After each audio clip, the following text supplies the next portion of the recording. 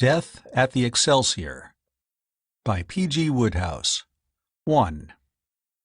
The room was the typical bedroom of the typical boarding house, furnished, insofar as it could be said to be furnished at all, with a severe simplicity. It contained 2 beds, a pine chest of drawers, a strip of faded carpet, and a wash-basin. But there was that on the floor which set this room apart from 1,000 rooms of the same kind. Flat on his back, with his hands tightly clenched and one leg twisted oddly under him, and with his teeth gleaming through his grey beard in a horrible grin, Captain John Gunner stared up at the ceiling with eyes that saw nothing. Until a moment before, he had had the little room all to himself. But now 2 people were standing just inside the door, looking down at him.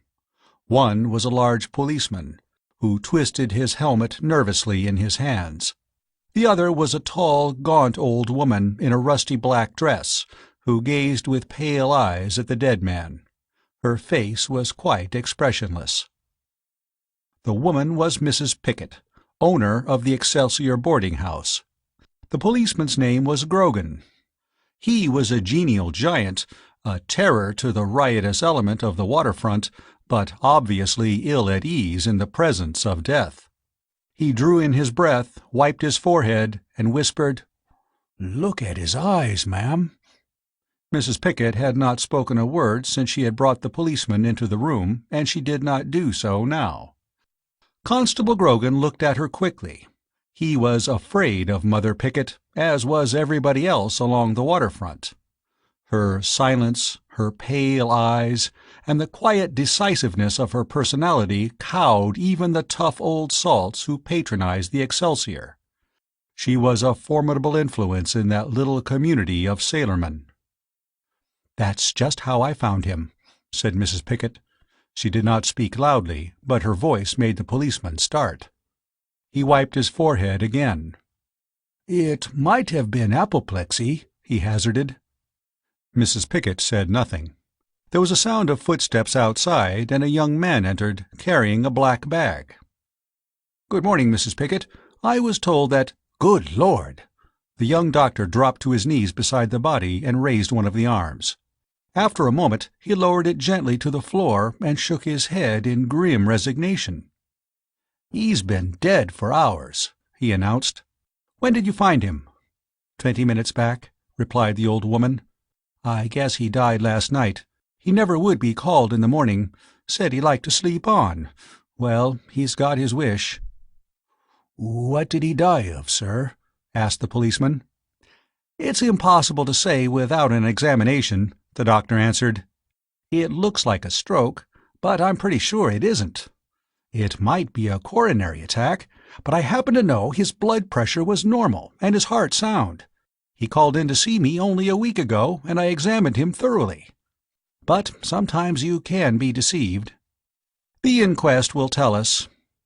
He eyed the body almost resentfully. "I can't understand it. The man had no right to drop dead like this. He was a tough old sailor who ought to have been good for another 20 years. If you want my honest opinion, though I can't possibly be certain until after the inquest, I should say he had been poisoned."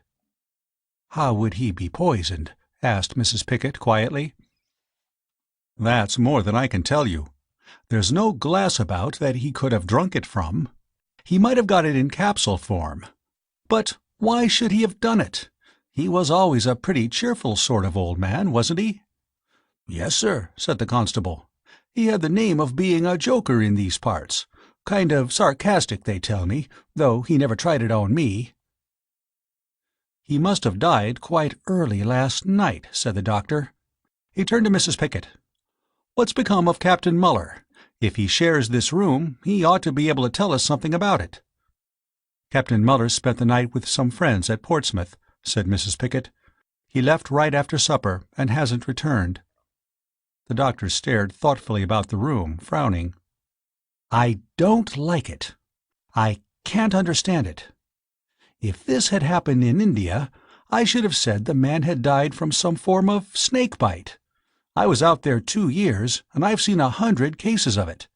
The poor devils all looked just like this. But the thing's ridiculous. How could a man be bitten by a snake in a Southampton waterfront boarding house? Was the door locked when you found him, Mrs. Pickett? Mrs. Pickett nodded. I opened it with my own key. I had been calling to him and he didn't answer, so I guessed something was wrong. The constable spoke. You ain't touched anything, ma'am. They're always very particular about that. If the doctor's right, and there's been anything up, that's the first thing they'll ask. Everything's just as I found it. What's that on the floor beside him? The doctor asked. Only his harmonica. He liked to play it of an evening in his room. I've had some complaints about it from some of the gentlemen, but I never saw any harm, so long as he didn't play it too late. Seems as if he was playing it when it happened, Constable Grogan said. That don't look much like suicide, sir. I didn't say it was suicide. Grogan whistled. You don't think— I'm not thinking anything, until after the inquest. All I say is that it's queer. Another aspect of the matter seemed to strike the policeman. I guess this ain't going to do the Excelsior any good, ma'am, he said sympathetically. Mrs. Pickett shrugged her shoulders. I suppose I had better go and notify the coroner, said the doctor. He went out, and after a momentary pause the policeman followed him. Constable Grogan was not greatly troubled with nerves, but he felt a decided desire to be somewhere where he could not see the dead man's staring eyes. Mrs. Pickett remained where she was, looking down at the still form on the floor. Her face was expressionless, but inwardly she was tormented and alarmed. It was the first time such a thing as this had happened at the Excelsior, and, as Constable Grogan had hinted, it was not likely to increase the attractiveness of the house in the eyes of possible boarders. It was not the threatened pecuniary loss which was troubling her. As far as money was concerned, she could have lived comfortably on her savings, for she was richer than most of her friends supposed. It was the blot on the escutcheon of the Excelsior, the stain on its reputation which was tormenting her. The Excelsior was her life. Starting many years before, beyond the memory of the oldest boarder, she had built up the model establishment, the fame of which had been carried to every corner of the world. Men spoke of it as a place where you were fed well, cleanly housed, and where petty robbery was unknown. Such was the chorus of praise that it was not likely that much harm could come to the Excelsior from a single mysterious death. But Mother Pickett was not consoling herself with such reflections. She looked at the dead man with pale, grim eyes. Out in the hallway, the doctor's voice further increased her despair. He was talking to the police on the telephone, and she could distinctly hear his every word. 2. The offices of Mr. Paul Snyder's detective agency in New Oxford Street had grown in the course of a dozen years from a single room to an impressive suite bright with polished wood, clicking typewriters, and other evidences of success. Where once Mr. Snyder had sat and waited for clients and attended to them himself, he now sat in his private office and directed 8 assistants. He had just accepted a case that might be nothing at all or something exceedingly big. It was on the latter possibility that he had gambled. The fee offered was, judged by his present standards of prosperity, small. But the bizarre facts, coupled with something in the personality of the client, had won him over. He briskly touched the bell and requested that Mr. Oakes be sent in to him. Elliot Oakes was a young man who both amused and interested Mr. Snyder, for though he had only recently joined the staff, he made no secret of his intention of revolutionizing the methods of the agency. Mr. Snyder himself, in common with most of his assistants, relied for results on hard work and plenty of common sense. He had never been a detective of the showy type. Results had justified his methods, but he was perfectly aware that young Mr. Oakes looked on him as a dull old man who had been miraculously favored by luck. Mr. Snyder had selected Oakes for the case in hand principally because it was one where inexperience could do no harm, and where the brilliant guesswork, which Oakes preferred to call his inductive reasoning, might achieve an unexpected success. Another motive actuated Mr. Snyder in his choice. He had a strong suspicion that the conduct of this case was going to have the beneficial result of lowering Oakes' self-esteem. If failure achieved this end, Mr. Snyder felt that failure, though it would not help the agency, would not be an unmixed ill. The door opened and Oakes entered tensely. He did everything tensely, partly from a natural nervous energy and partly as a pose. He was a lean young man, with dark eyes and a thin-lipped mouth, and he looked quite as much like a typical detective as Mr. Snyder looked like a comfortable and prosperous stockbroker. "Sit down, Oakes," said Mr. Snyder. "I've got a job for you." Oakes sank into a chair like a crouching leopard and placed the tips of his fingers together. He nodded curtly. It was part of his pose to be keen and silent. "I want you to go to this address." Mr. Snyder handed him an envelope. "And look around. The address on that envelope is of a sailor's boarding house down in Southampton. You know the sort of place. Retired sea captains and so forth live there. All most respectable. In all its history, nothing more sensational has ever happened than a case of suspected cheating at Halfpenny Nap. Well, a man had died there." "Murdered?" Oakes asked. "I don't know. That's for you to find out. The coroner left it open. Death by misadventure was the verdict, and I don't blame him. I don't see how it could have been murder. The door was locked on the inside, so nobody could have got in." "The window?" "The window was open, granted, but the room is on the second floor. Anyway, you may dismiss the window. I remember the old lady saying there was a bar across it, and that nobody could have squeezed through." Oakes' eyes glistened. He was interested. "What was the cause of death?" he asked. Mr. Snyder coughed. "Snake bite," he said. Oakes' careful calm deserted him. He uttered a cry of astonishment. "Why, that's incredible!" "It's the literal truth. The medical examination proved that the fellow had been killed by snake poison, cobra to be exact, which is found principally in India." "Cobra?" "Just so. In a Southampton boarding house, in a room with a locked door, this man was stung by a cobra. To add a little mystification to the limpid simplicity of the affair, when the door was opened, there was no sign of any cobra. It couldn't have got out through the door, because the door was locked. It couldn't have got out of the window, because the window was too high up, and snakes can't jump. And it couldn't have gotten up the chimney, because there was no chimney. So there you have it." He looked at Oakes with a certain quiet satisfaction. It had come to his ears that Oakes had been heard to complain of the infantile nature and unworthiness of the last two cases to which he had been assigned. He had even said that he hoped some day to be given a problem which should be beyond the reasoning powers of a child of 6. It seemed to Mr. Snyder that Oakes was about to get his wish.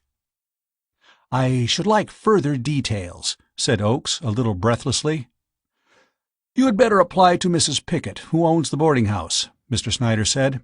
"It was she who put the case in my hands. She is convinced that it is murder.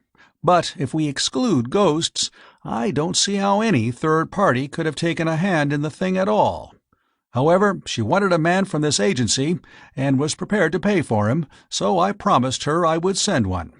It is not our policy to turn business away." He smiled wryly. "In pursuance of that policy, I want you to go and put up at Mrs. Pickett's boarding-house and do your best to enhance the reputation of our agency. I would suggest that you pose as a ship's chandler or something of that sort. You will have to be something maritime or they'll be suspicious of you. And if your visit produces no other results, it will at least enable you to make the acquaintance of a very remarkable woman. I commend Mrs. Pickett to your notice. By the way, she says she will help you in your investigations." Oakes laughed shortly. The idea amused him. "It's a mistake to scoff at amateur assistants, my boy," said Mr. Snyder in the benevolently paternal manner which had made a score of criminals refuse to believe him a detective until the moment when the handcuffs snapped on their wrists. "Crime investigation isn't an exact science. Success or failure depends in a large measure on applied common sense and the possession of a great deal of special information. Mrs. Pickett knows certain things which neither you nor I know, and it's just possible that she may have some stray piece of information which will provide the key to the entire mystery." Oakes laughed again. "It is very kind of Mrs. Pickett," he said, "but I prefer to trust my own methods." Oakes rose, his face purposeful. "I'd better be starting at once," he said. "I'll send you reports from time to time." "Good. The more detail the better," said Mr. Snyder genially. "I hope your visit to the Excelsior will be pleasant. And cultivate Mrs. Pickett.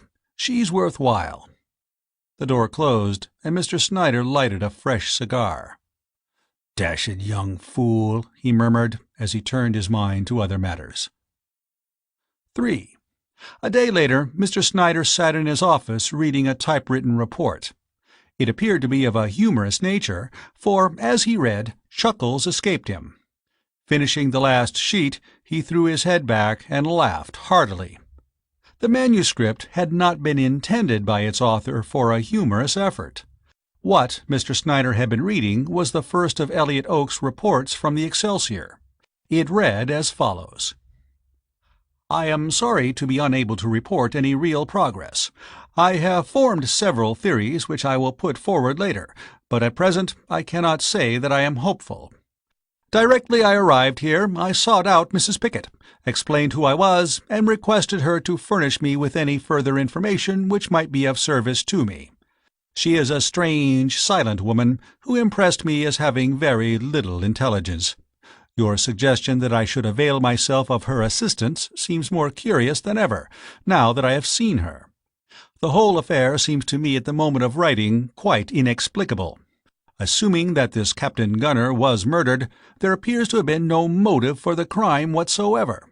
I have made careful inquiries about him, and found that he was a man of 55, had spent nearly 40 years of his life at sea, the last dozen in command of his own ship, was of a somewhat overbearing disposition, though with a fund of rough humor, had travelled all over the world, and had been an inmate of the Excelsior for about 10 months. He had a small annuity and no other money at all, which disposes of money as the motive for the crime. In my character of James Burton, a retired ship's chandler, I have mixed with the other boarders, and have heard all they have to say about the affair. I gather that the deceased was by no means popular.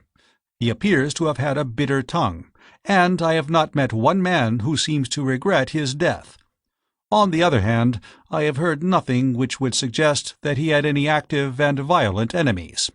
He was simply the unpopular boarder.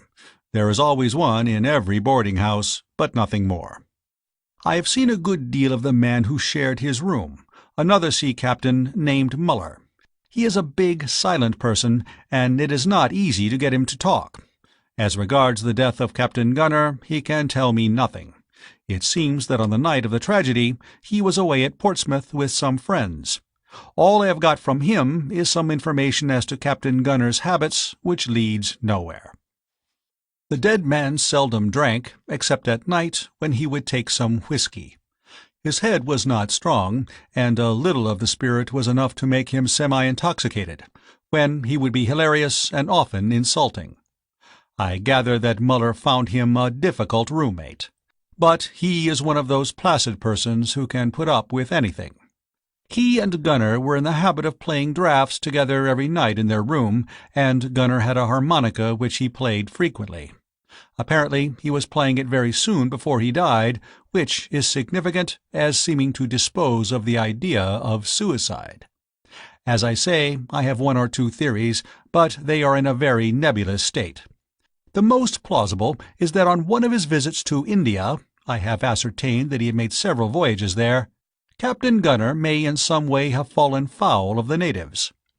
The fact that he certainly died of the poison of an Indian snake supports this theory. I am making inquiries as to the movements of several Indian sailors who were here in their ships at the time of the tragedy. I have another theory. Does Mrs. Pickett know more about this affair than she appears to? I may be wrong in my estimate of her mental qualities. Her apparent stupidity may be cunning. But here again the absence of motive brings me up against a dead wall. I must confess that at present I do not see my way clearly. However, I will write again shortly. Mr. Snyder derived the utmost enjoyment from the report. He liked the substance of it, and above all, he was tickled by the bitter tone of frustration which characterized it. Oakes was baffled, and his knowledge of Oakes told him that the sensation of being baffled was gall and wormwood to that high-spirited young man. Whatever might be the result of this investigation, it would teach him the virtue of patience. He wrote his assistants a short note.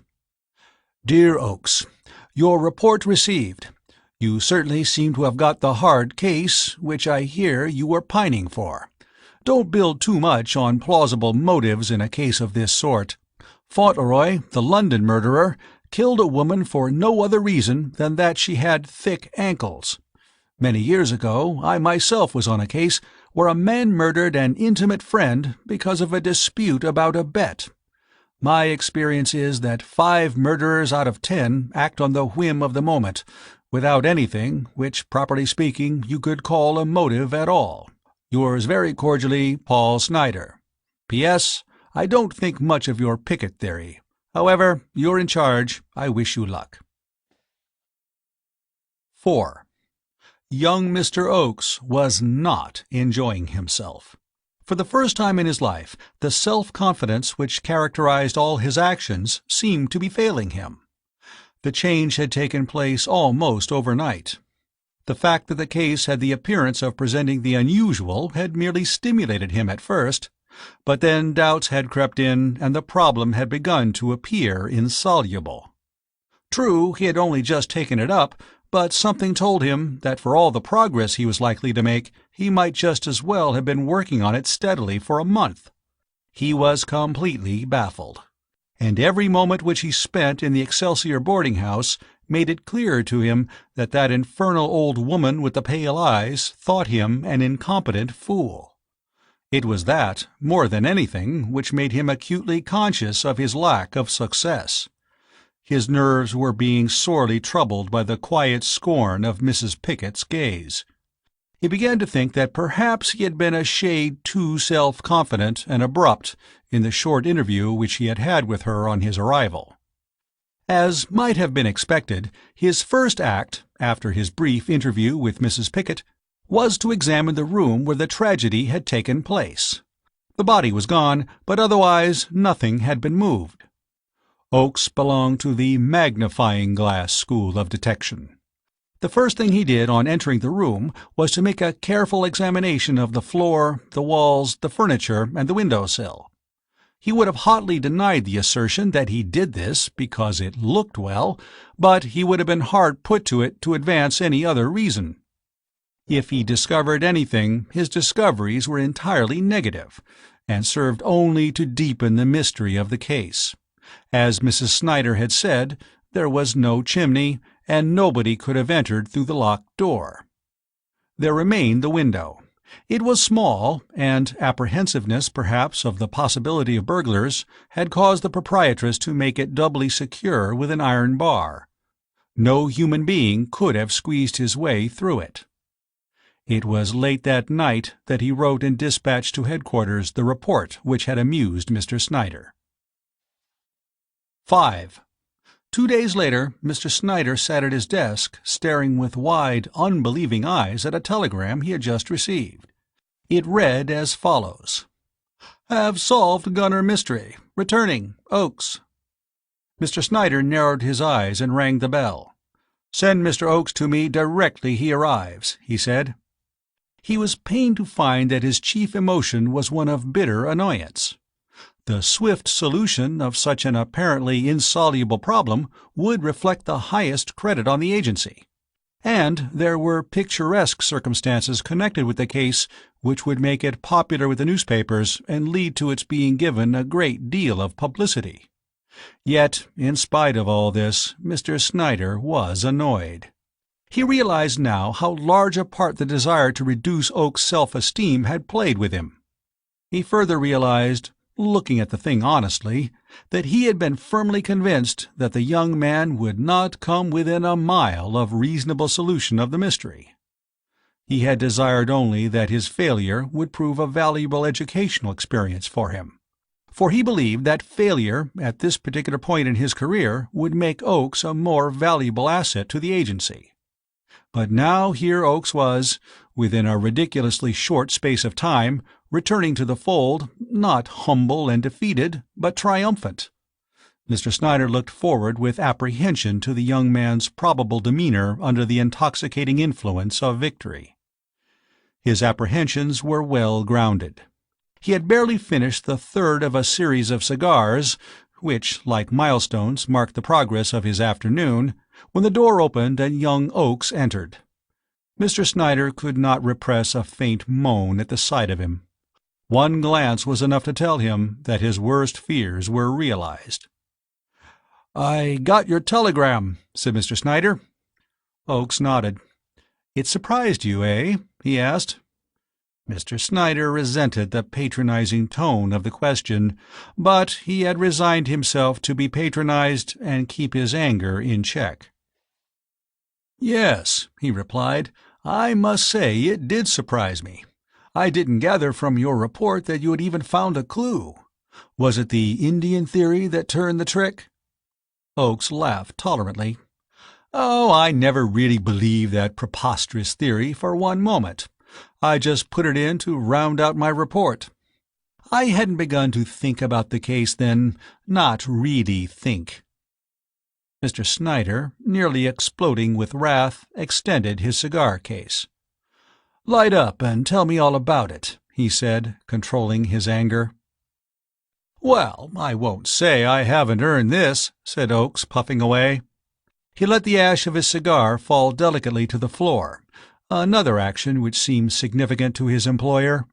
As a rule, his assistants, unless particularly pleased with themselves, used the ashtray. "My first act on arriving," Oakes said, "was to have a talk with Mrs. Pickett, a very dull old woman. Curious, she struck me as rather intelligent. Not on your life. She gave me no assistance whatever. I then examined the room where the death had taken place. It was exactly as you described it. There was no chimney, the door had been locked on the inside, the one window was very high up. At first sight, it looked extremely unpromising. Then I had a chat with some of the other boarders. They had nothing of any importance to contribute. Most of them simply gibbered. I then gave up trying to get help from the outside and resolved to rely on my own intelligence." He smiled triumphantly. "It is a theory of mine, Mr. Snyder, which I have found valuable, that in 9 cases out of 10, remarkable things don't happen." "I don't quite follow you there," Mr. Snyder interrupted. "I will put it another way, if you like. What I mean is that the simplest explanation is nearly always the right one. Consider this case. It seemed impossible that there should have been any reasonable explanation of the man's death. Most men would have worn themselves out guessing at wild theories. If I had started to do that, I should have been guessing now. As it is, here I am. I trusted to my belief that nothing remarkable ever happens, and I won out." Mr. Snyder sighed softly. Oakes was entitled to a certain amount of gloating, but there could be no doubt that his way of telling a story was downright infuriating. "I believe in the logical sequence of events. I refuse to accept effects unless they are preceded by causes. In other words, with all due respect to your possibly contrary opinions, Mr. Snyder, I simply decline to believe in a murder unless there is a motive for it. The first thing I set myself to ascertain was, what was the motive for the murder of Captain Gunner? And after thinking it over and making every possible inquiry, I decided that there was no motive. Therefore, there was no murder. Mr. Snyder's mouth opened, and he obviously was about to protest. But he appeared to think better of it, and Oakes proceeded. I then tested the suicide theory. What motive was there for suicide? There was no motive, therefore there was no suicide. This time Mr. Snyder spoke. "You haven't been spending the last few days in the wrong house by any chance, have you? You will be telling me next that there wasn't any dead man." Oakes smiled. "Not at all. Captain John Gunner was dead all right. As the medical evidence proved, he died of the bite of a cobra. It was a small cobra which came from Java." Mr. Snyder stared at him. "How do you know?" "I do know, beyond any possibility of doubt." "Did you see the snake?" Oakes shook his head. "Then how in heaven's name?" "I have enough evidence to make a jury convict Mr. Snake without leaving the box." "Then suppose you tell me this. How did your cobra from Java get out of the room?" "By the window," replied Oakes impassively. "How can you possibly explain that? You say yourself that the window was high up." "Nevertheless, it got out by the window. The logical sequence of events is proof enough that it was in the room. It killed Captain Gunner there, and left traces of its presence outside. Therefore, as the window was the only exit, it must have escaped by that route. It may have climbed, or it may have jumped, but somehow it got out of that window." "What do you mean, it left traces of its presence outside?" "It killed a dog in the backyard behind the house," Oakes said. "The window of Captain Gunner's room projects out over it. It is full of boxes and litter, and there are a few stunted shrubs scattered about. In fact, there is enough cover to hide any small object, like the body of a dog. That's why it was not discovered at first. The maid at the Excelsior came on it the morning after I sent you my report while she was emptying a box of ashes in the yard. It was just an ordinary stray dog, without collar or license. The analyst examined the body and found that the dog had died of the bite of a cobra." "But you didn't find the snake?" "No. We cleaned out that yard till you could have eaten your breakfast there, but the snake was gone. It must have escaped through the door of the yard, which was standing ajar. That was a couple of days ago, and there has been no further tragedy. In all likelihood, it is dead. The nights are pretty cold now, and it would probably have died of exposure." "But I just don't understand how a cobra got to Southampton," said the amazed Mr. Snyder. "Can't you guess it? I told you it came from Java." "How did you know it did?" "Captain Muller told me. Not directly, but I pieced it together from what he said. It seems that an old shipmate of Captain Gunner's was living in Java. They corresponded, and occasionally this man would send the captain a present as a mark of his esteem. The last present he sent was a crate of bananas. Unfortunately, the snake must have got in unnoticed. That's why I told you the cobra was a small one. Well, that's my case against Mr. Snake, and short of catching him with the goods, I don't see how I could have made out a stronger one. Don't you agree?" It went against the grain for Mr. Snyder to acknowledge defeat, but he was a fair-minded man, and he was forced to admit that Oakes did certainly seem to have solved the impossible. "I congratulate you, my boy," he said as heartily as he could. "To be completely frank, when you started out, I didn't think you could do it. By the way, I suppose Mrs. Pickett was pleased?" "If she was, she didn't show it. I'm pretty well convinced that she hasn't enough sense to be pleased at anything. However, she has invited me to dinner with her tonight. I imagine she'll be as boring as usual, but she made such a point of it, I had to accept." 6. For some time after Oakes had gone, Mr. Snyder sat smoking and thinking in embittered meditation. Suddenly there was brought the card of Mrs. Pickett, who would be grateful if he could spare her a few moments. Mr. Snyder was glad to see Mrs. Pickett. He was a student of character, and she had interested him at their first meeting. There was something about her which had seemed to him unique, and he welcomed this second chance of studying her at close range. She came in and sat down stiffly, balancing herself on the extreme edge of the chair in which a short while before young Oakes had lounged so luxuriously.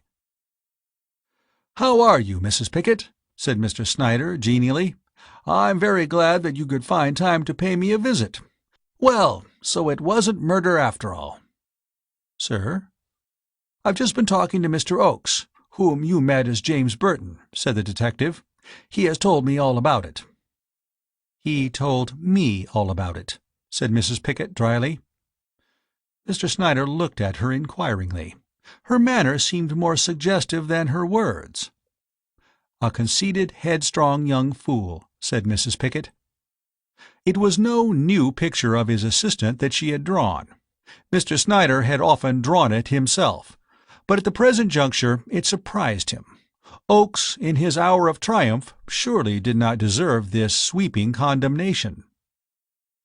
"Did not Mr. Oakes' solution of the mystery satisfy you, Mrs. Pickett?" "No."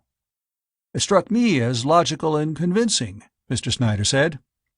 "You may call it all the fancy names you please, Mr. Snyder, but Mr. Oakes' solution was not the right one." "Have you an alternative to offer?" Mrs. Pickett tightened her lips. "If you have, I should like to hear it." "You will at the proper time." "What makes you so certain that Mr. Oakes is wrong?" "He starts out with an impossible explanation and rests his whole case on it. There couldn't have been a snake in that room because it couldn't have gotten out. The window was too high." "But surely the evidence of the dead dog—" Mrs. Pickett looked at him as if he had disappointed her. "I had always heard you spoken of as a man with common sense, Mr. Snyder." "I have always tried to use common sense." "Then why are you trying now to make yourself believe that something happened which could not possibly have happened just because it fits in with something which isn't easy to explain?" "You mean there is another explanation of the dead dog?" Mr. Snyder asked. "Not another. What Mr. Oakes takes for granted is not an explanation. But there is a common-sense explanation, and if he had not been so headstrong and conceited, he might have found it." "You speak as if you had found it," chided Mr. Snyder. "I have." Mrs. Pickett leaned forward as she spoke and stared at him defiantly. Mr. Snyder started. "You have?" "Yes." "What is it?" "You will know before tomorrow. In the meantime, try and think it out for yourself. A successful and prosperous detective agency like yours, Mr. Snyder, ought to do something in return for a fee." There was something in her manner so reminiscent of the schoolteacher reprimanding a recalcitrant pupil that Mr. Snyder's sense of humor came to his rescue.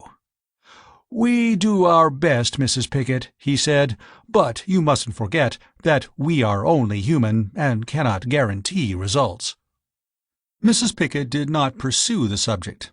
Instead, she proceeded to astonish Mr. Snyder by asking him to swear out a warrant for the arrest of a man known to them both on a charge of murder. Mr. Snyder's breath was not often taken away in his own office. As a rule, he received his client's communications calmly, strange as they often were. But at her words he gasped. The thought crossed his mind that Mrs. Pickett might well be mentally unbalanced.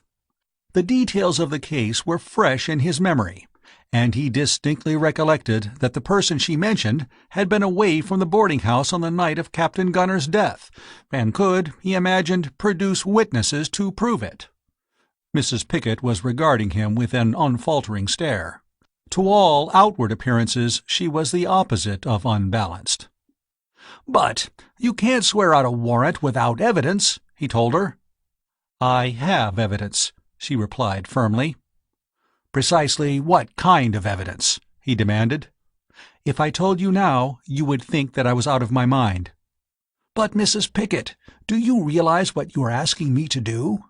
I cannot make this agency responsible for the arbitrary arrest of a man on the strength of a single individual's suspicions. It might ruin me. At the least, it would make me a laughingstock. Mr. Snyder, you may use your own judgment whether or not to make the arrest on that warrant. You will listen to what I have to say, and you will see for yourself how the crime was committed. If after that you feel you cannot make the arrest, I will accept your decision. I know who killed Captain Gunner, she said. I knew it from the beginning. It was like a vision, but I had no proof. Now things have come to light, and everything is clear. Against his judgment, Mr. Snyder was impressed.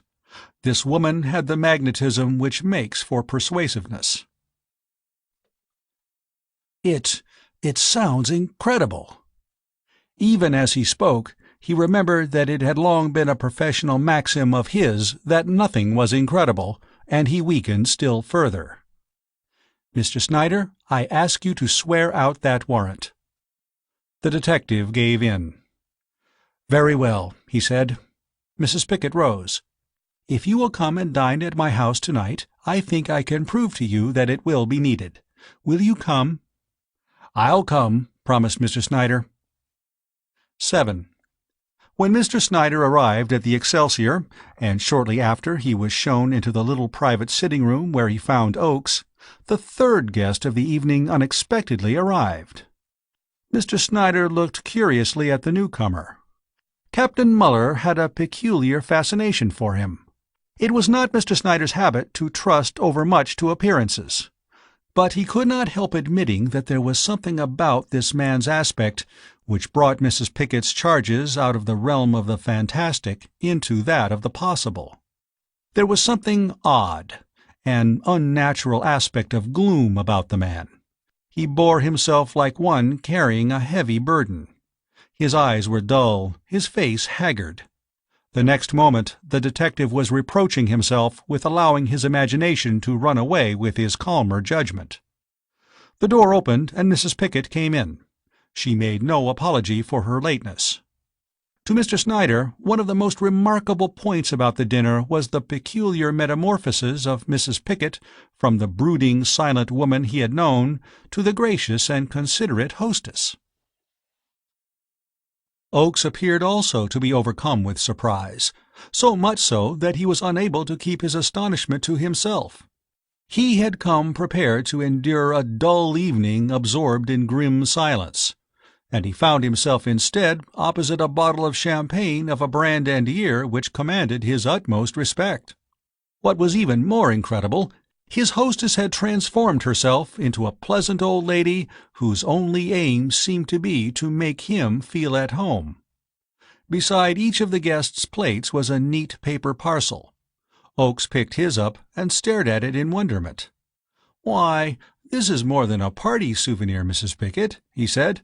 "It's the kind of mechanical marvel I've always wanted to have on my desk." "I'm glad you like it, Mr. Oakes," Mrs. Pickett said, smiling. "You must not think of me simply as a tired old woman whom age has completely defeated. I am an ambitious hostess. When I give these little parties, I like to make them a success. I want each of you to remember this dinner." "I'm sure I will." Mrs. Pickett smiled again. "I think you all will. You, Mr. Snyder," she paused, "and you, Captain Muller." To Mr. Snyder there was so much meaning in her voice as she said this that he was amazed that it conveyed no warning to Muller. Captain Muller, however, was already drinking heavily. He looked up when addressed, and uttered a sound which might have been taken for an expression of polite acquiescence. Then he filled his glass again. Mr. Snyder's parcel revealed a watch charm fashioned in the shape of a tiny, candid-eye camera. "That," said Mrs. Pickett, "is a compliment to your profession." She leaned toward the captain. "Mr. Snyder is a detective, Captain Muller." He looked up. It seemed to Mr. Snyder that a look of fear lit up his heavy eyes for an instant. It came and went, if indeed it came at all, so swiftly that he could not be certain. "So?" said Captain Muller. He spoke quite evenly, with just the amount of interest which such an announcement would naturally produce. "Now for yours, Captain," said Oakes. "I guess it's something special. It's twice the size of mine, anyway." It may have been something in the old woman's expression as she watched Captain Muller slowly tearing the paper that sent a thrill of excitement through Mr. Snyder. Something seemed to warn him of the approach of a psychological moment. He bent forward eagerly. There was a strangled gasp, a thump, and onto the table from the captain's hands there fell a little harmonica. There was no mistaking the look on Muller's face now. His cheeks were like wax, and his eyes, so dull till then, blazed with a panic and horror which he could not repress. The glasses on the table rocked as he clutched at the cloth. Mrs. Pickett spoke. "Why, Captain Muller, has it upset you? I thought that, as his best friend, the man who shared his room, you would value a memento of Captain Gunner. How fond you must have been of him for the sight of his harmonica to be such a shock." The captain did not speak. He was staring fascinated at the thing on the table. Mrs. Pickett turned to Mr. Snyder. Her eyes, as they met his, held him entranced. "Mr. Snyder, as a detective you will be interested in a curious and very tragic affair which happened in this house a few days ago. One of my boarders, Captain Gunner, was found dead in his room. It was the room which he shared with Captain Muller. I am very proud of the reputation of my house, Mr. Snyder, and it was a blow to me that this should have happened. I applied to an agency for a detective, and they sent me a stupid boy, with nothing to recommend him except his belief in himself. He said that Captain Gunner had died by accident, killed by a snake which had come out of a crate of bananas. I knew better. I knew that Captain Gunner had been murdered. Are you listening, Captain Muller? This will interest you, as you were such a friend of his." The captain did not answer. He was staring straight before him, as if he saw something invisible in eyes forever closed in death. "Yesterday we found the body of a dog. It had been killed, as Captain Gunner had been, by the poison of a snake. The boy from the agency said that this was conclusive. He said that the snake had escaped from the room after killing Captain Gunner and had in turn killed the dog. I knew that to be impossible, for if there had been a snake in that room, it could not have made its escape." Her eyes flashed and became remorselessly accusing. "It was not a snake that killed Captain Gunner. It was a cat. Captain Gunner had a friend who hated him. One day, in opening a crate of bananas, this friend found a snake. He killed it and extracted the poison. He knew Captain Gunner's habits. He knew that he played a harmonica. This man also had a cat. He knew that cats hated the sound of a harmonica.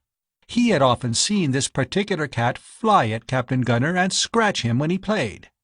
He took the cat and covered its claws with the poison, and then he left it in the room with Captain Gunner. He knew what would happen." Oakes and Mr. Snyder were on their feet. Captain Muller had not moved. He sat there, his fingers gripping the cloth. Mrs. Pickett rose and went to a closet. She unlocked the door. "Kitty!" she called. "Kitty, kitty!" A black cat ran swiftly out into the room. With a clatter and a crash of crockery and a ringing of glass, the table heaved, rocked and overturned as Muller staggered to his feet. He threw up his hands as if to ward something off. A choking cry came from his lips.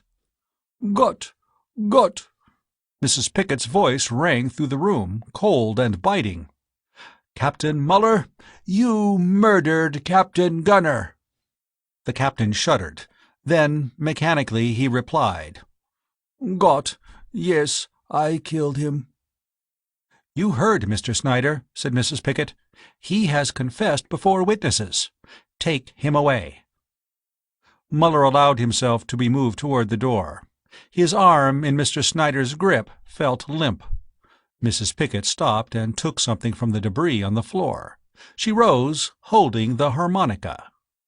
"You are forgetting your souvenir, Captain Muller," she said. The End of Death at the Excelsior by P.G. Wodehouse.